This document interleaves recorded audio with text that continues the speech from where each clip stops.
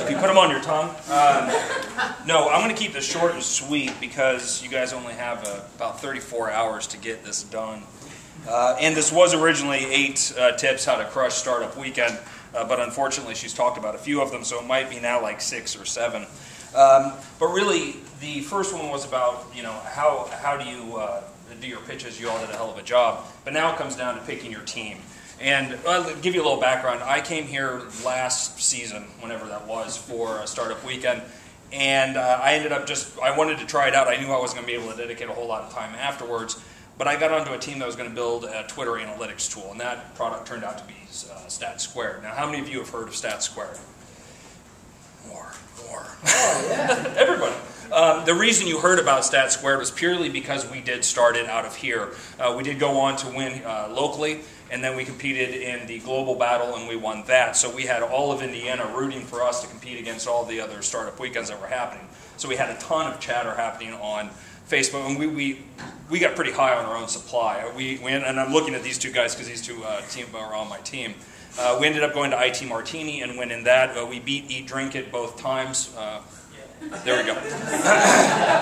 But we also made some pretty critical flaws, I think, in what happened. And now Stat Squared has kind of dribbled it down, and it's still trying to figure out what it's going to be. So we had all of this momentum. We had a lot of interest as far as getting money. We had all of this, and then it just kind of faded away. So what I want to do is offer a few tips to not only talk about how you pick your team, but how you can maintain that momentum, because we need more companies, more startups happening in Indianapolis, but maintaining and sustaining here in Indianapolis. We need another Form Spring. Hell, we need more companies to come out and to succeed and go to the Valley, so people can start saying all these companies are coming to the Valley from Indianapolis, so we can, again, really start showing that we do have some technical balls here.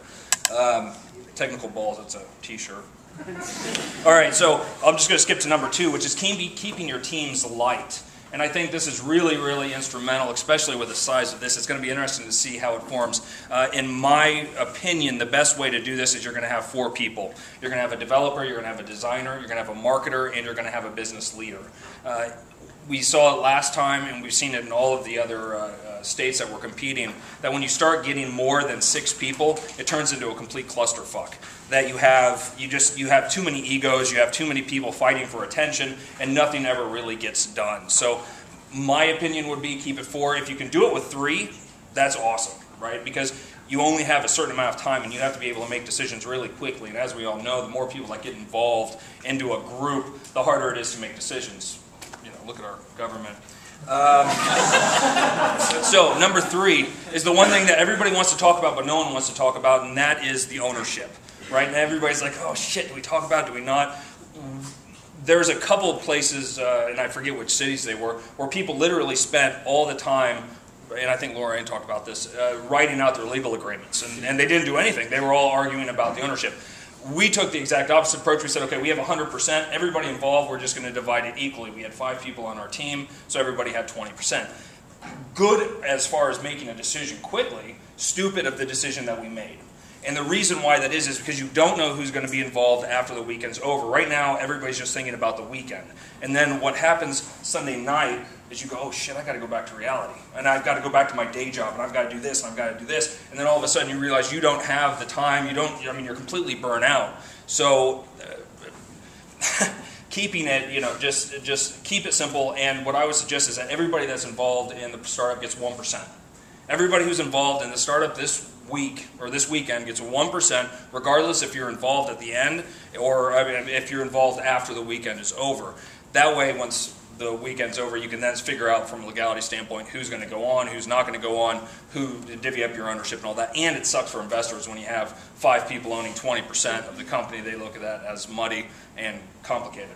So keep your ownership simple. For the product creation, and the number 4 is create a single featured product, right? You're all going to have a single featured product with a grandiose vision, right? So you have Twitter, 140 characters from your, from an SMS.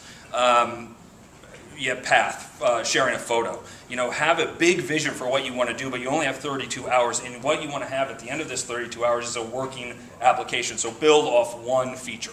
And I think that's going to be the hardest thing. But again, one feature with a big vision that you can talk about afterwards, say, look what we can do. Stat Squared was the same thing, Twitter analytics. So at the end of the event, we had Twitter analytics. You could see your followers and all of that. But we had the grander vision of being able to incorporate all of your analytics into the simple interface. So one feature, big vision. Don't debate over the technology platform. And this is a big one, and this is a mistake that we definitely made. How many developers? How many of you develop in Scala? Okay, so here's the problem. Some of the brightest technologists that we have in Indianapolis are in this room. Now, Scala is a great technology. It can scale like you wouldn't believe. Foursquare uses it, and we said, you know what? We're going to use this really kick-ass technology. We're going to build basically the same technology stack that Foursquare uses.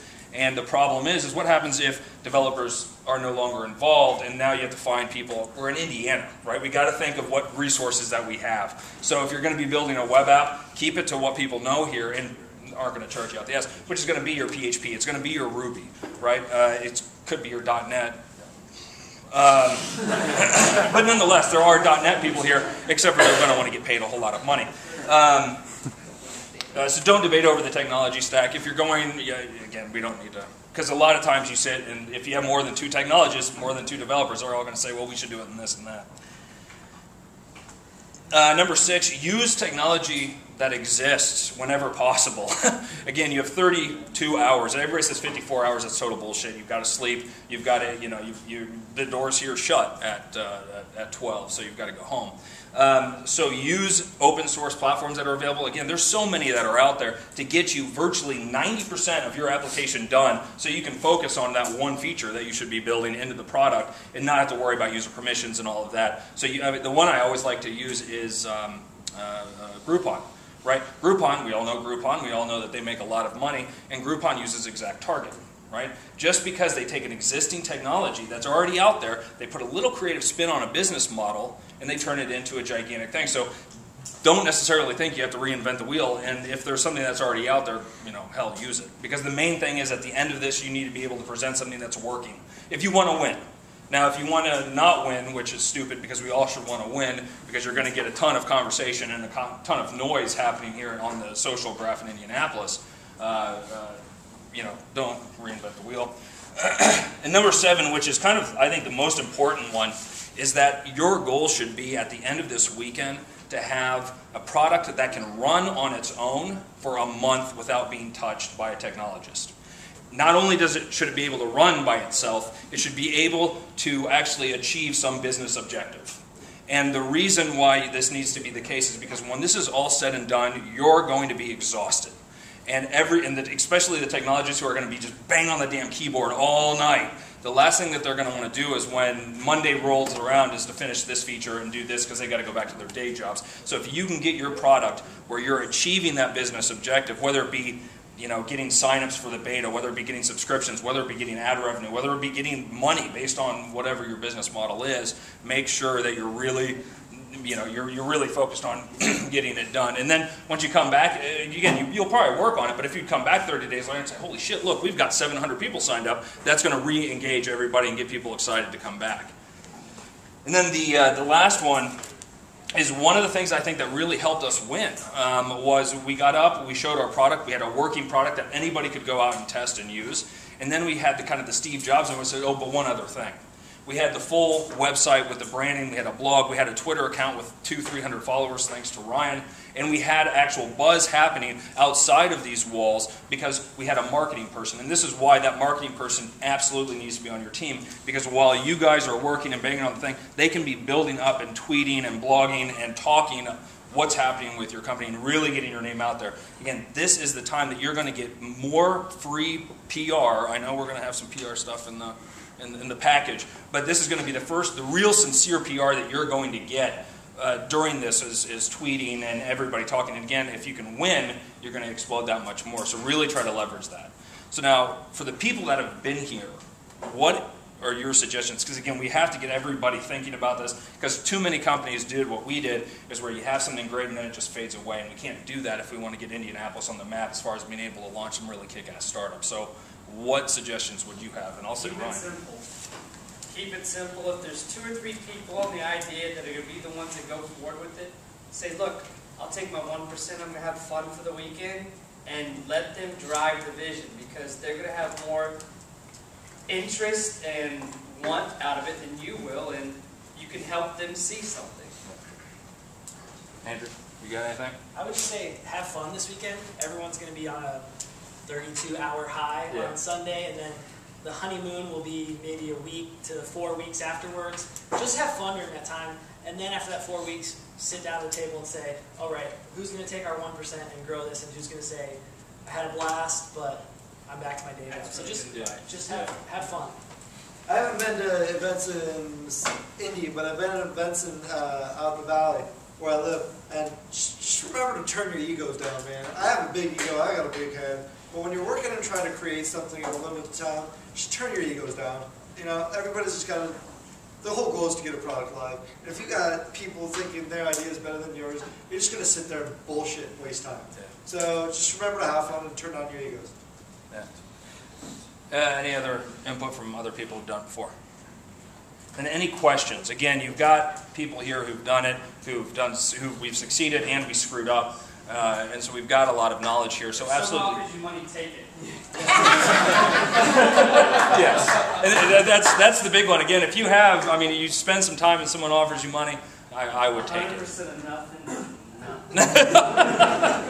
Yes, so that's it. And I wish you guys are on.